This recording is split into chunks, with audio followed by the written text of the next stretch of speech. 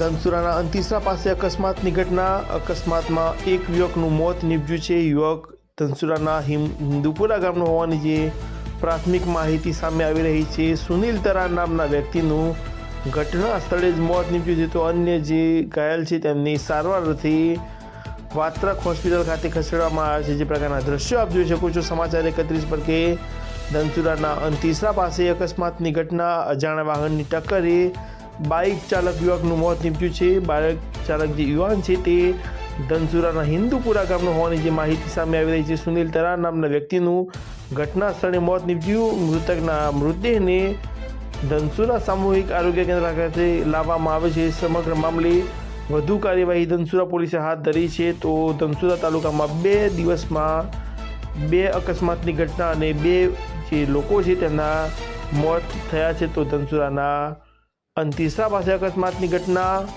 એક યુવકનું મોત નીપજ્યું છે. યુવક ધનસુરાના હિન્દુપુરા ગામનો હોવાની માહિતી. અજાણ્યા વાહનની ટક્કરે યુવકનું મોત થયું. અકસ્માત સર્જીને જે વાહન ચાલક છે તે ફરાર થયો છે. સમગ્ર મામલે ધનસુરા પોલીસે વધુ કાર્યવાહી હાથ ધરી છે.